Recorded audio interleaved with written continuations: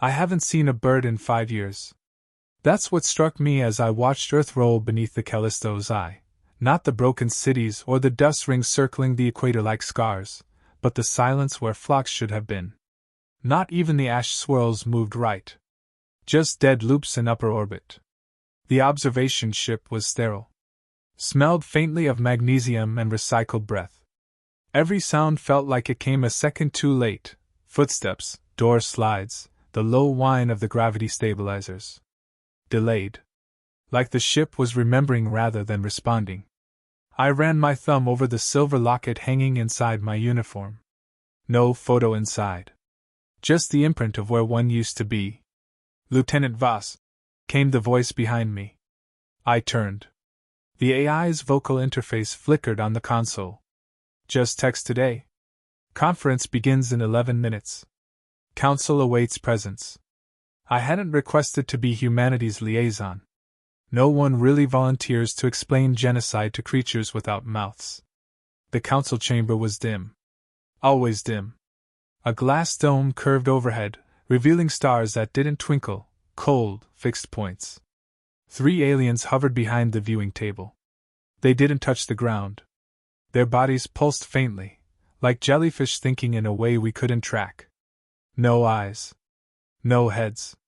Just ridges and translucent folds, floating in silence. I sat. The chair molded around me, slightly too tight, like it remembered someone larger. None of them spoke. They never did. Communication came through sync pulses, nonverbal data packages that induced emotional approximations. Not words, but pressure. Tension. Suggestion. Sometimes it felt like standing inside someone else's memory of grief. The lead delegate's skin shimmered. That was the signal. I cleared my throat.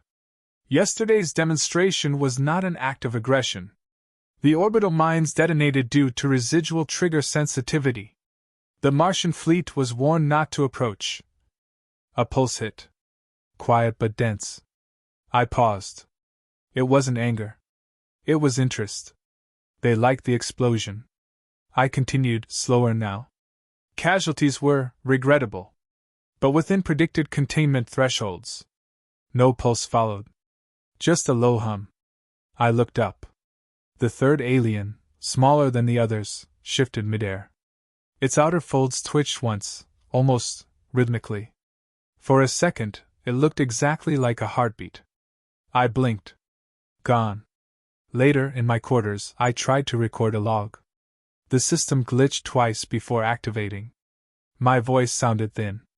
Log entry 087, delegate reaction to orbital report was non-hostile. Possible interest in Martian fleet tactics.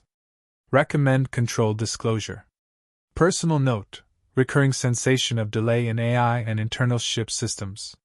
Need diagnostics. I stopped. Played it back. The log included another entry, timestamp 4 hours into the future. My voice. Speaking calmly. Detailing events that hadn't happened. Delegate 3 will mimic emotional pacing. It will smile. Then ask for more memories. I deleted the file. Or tried to. It wouldn't let me. At 0200, I found condensation on my viewing panel. That shouldn't be possible. The humidity is regulated within 0.1%. There was a handprint. Child-sized. Right in the center.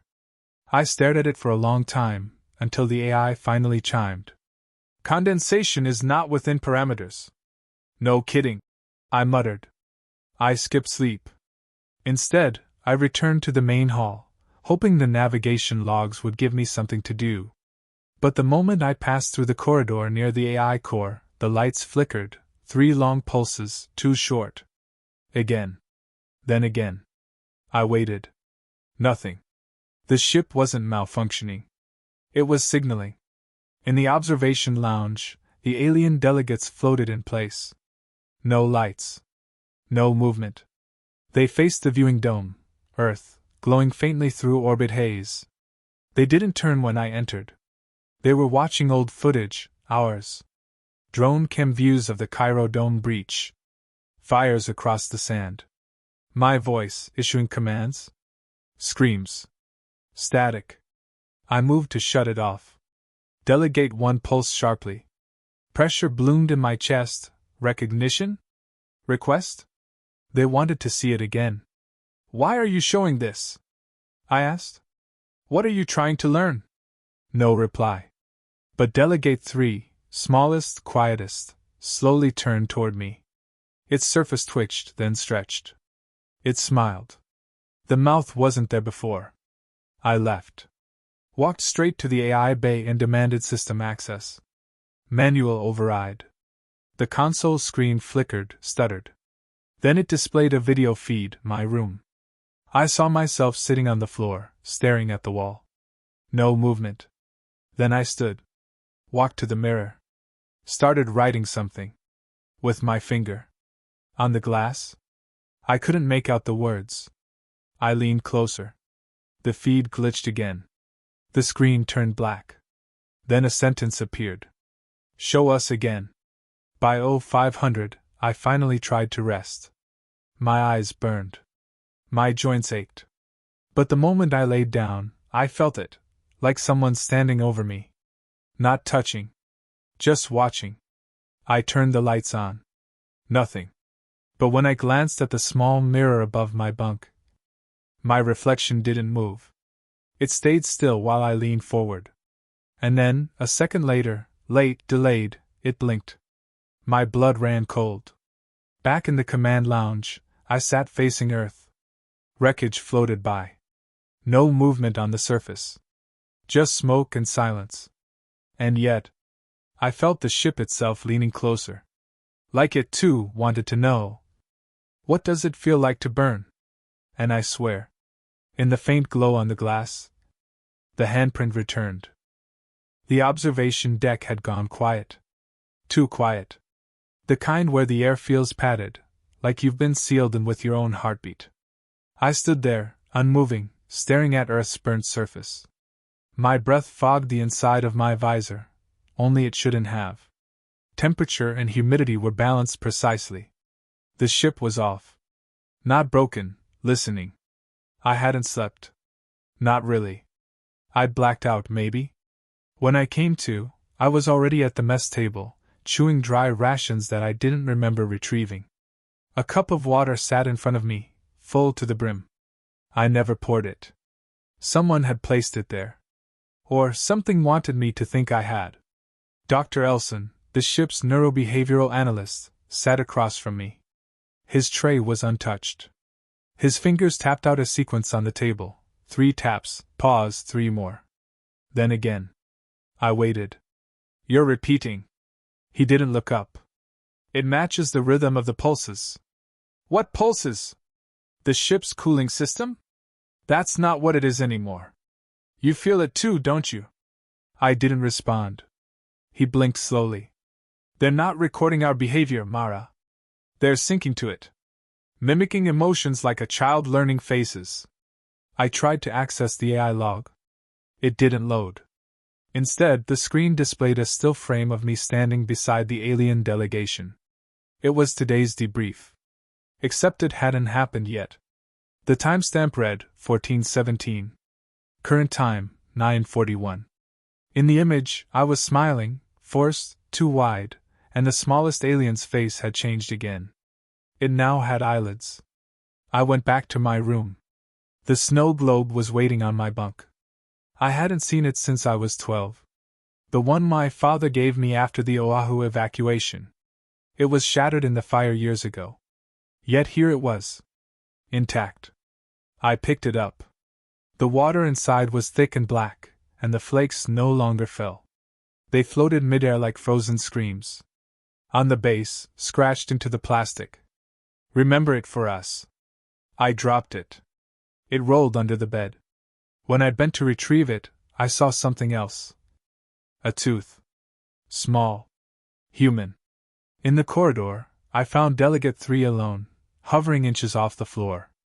Its shell was cracking, thin fractures webbing across its surface like dried riverbeds. I stood still. It turned toward me. And smiled again. The mouth had lips now. They twitched as if practicing something unsaid. I stepped back. What are you trying to be? Its folds pulsed. A single word filled my mind like heat through bone. Ready. I ran to Elson's lab. He sat cross-legged, whispering at the far wall. They don't want peace, Mara, he muttered. Peace is just an interval between acts. He turned to me slowly, eyes sunken, voice low. They want origin stories. They want the first cut. The first fire. They want to feel betrayal like we do. I reached out. He flinched. Elson. I sealed the med bay, he said. Why? He smiled thinly. They can't feel pain if they don't know how to break. He pulled a scalpel from his coat pocket and drove it into his ear. Security didn't respond. No alert triggered. No sound, other than the faint whir of the observation dome rotating. Back in my quarters, the mirror had changed again. It no longer reflected me in real time. There was a 2-second lag now. I lifted my hand. 2 seconds later, my reflection followed. Except it didn't match the angle. It wasn't a mirror anymore. It was a recording. Or a memory. When the next debrief began, the alien delegates all turned to face me in perfect synchrony. Delegate 1 pulsed. I felt an emotion pour into me like cold syrup. Expectation. Delegate 2 twitched. Disappointment. Delegate 3 leaned forward, twitching in small, jerky motions. A mimicry of excitement. The smallest one suddenly opened its mouth. My mouth. Show us again. The sound was my voice. Recorded. Played back. Then twisted. I ended the session early. Returned to my room. The snow globe sat on the center of my bed. This time, it was broken. The liquid inside smeared across my pillow. It smelled like ozone and rust. Inside the cracked glass, my face. Smiling. The next hour, all system logs reset themselves to midnight. Footage of the Martian siege began playing automatically across every screen. Not the official record. The helmet cam. Mine.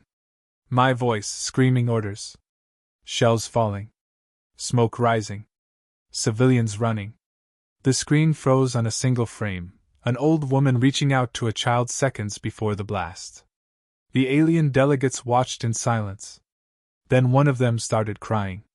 A low, warbling moan that shook the walls. I tried to shut the system down.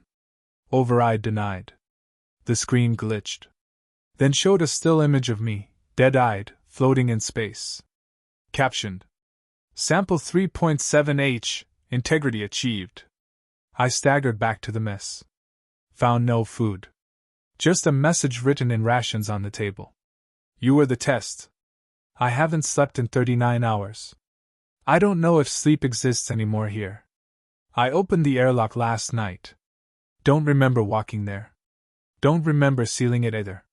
But the whisper followed me back through the corridor walls, and I heard it clearly. You are the weapon. Not your war.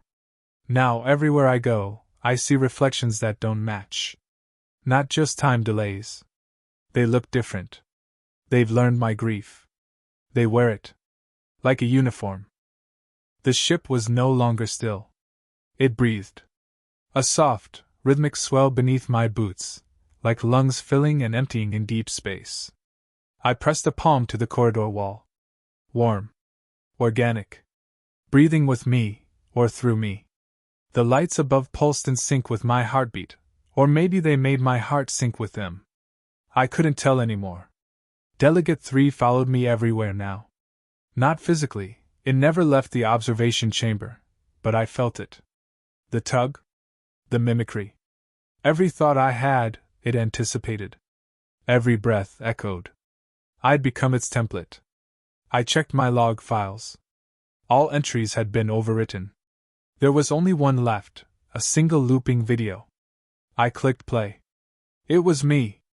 But not me now, me as a child, sitting on the floor of my childhood bedroom, holding that same cracked snow globe. Whispering. My voice on the screen was soft, innocent. If I forget this, promise you'll remember it for me. The snow globe shimmered. Then the child turned toward the camera and smiled. It wasn't my smile. It was Delegate 3's. The AI, once uncooperative, now responded instantly. But not with information. With questions. What does betrayal feel like? Is guilt stronger than fear? Would you do it again? Each one spoken in my exact tone, with my inflections. I asked it to shut down. It laughed my laugh. Then silence. The screens turned black, except one. It displayed a still image. Me, wearing an alien skin, sitting in the observation chair. Captioned. Prototype complete. I ran. Hallways blurred. The layout changed. Doors vanished where they used to be. Corridors stretched impossibly long. Gravity flickered in pulses. My feet lifted slightly off the floor, then slammed back down. And everywhere I went, the snow globe. Always centered. Always cracked. I reached the medbay. Empty. Except for Elson's body, curled beside the cabinet, dried blood trailing from both ears. In his hand, his data pad. Still recording. The last log entry was text only. The simulation will stabilize once the subject fractures. Memory must be recursive. Identity must be fluid. They are not asking who we are. They're asking how to become. I dropped the pad. Turned to the mirror above the sink. It was gone. In its place, a window. Not to outside space. To a room I'd never seen before. Inside it stood dozens of figures, distorted, half-finished versions of me. Some weeping. Some burning. One slicing open her own chest to reveal black fluid. All smiling. All watching. I fled back to the observation dome. Delegate 1 floated calmly in its usual place. Delegate 2 hovered slightly lower, twitching in jerks. Delegate 3 was gone. No. It stood in front of me. On 2 legs.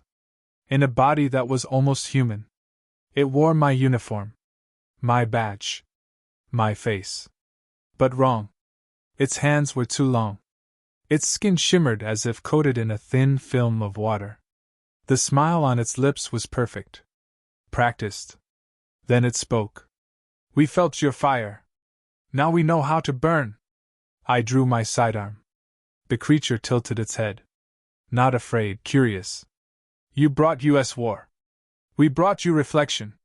The wall behind it shimmered. A new Earth rotated slowly beyond the dome. Not the Earth we left. Another. Blue. Untouched. Empty. Delegate 1 pulsed behind the glass. I felt the emotion like a shot of ice to the spine, completion. Delegate 2 added a second wave, echo. They weren't observers. They were reconstructors. This wasn't a ship. It was a mirror. A psychic printer. And I was the ink. I fired. The bullet passed through its head like light through fog.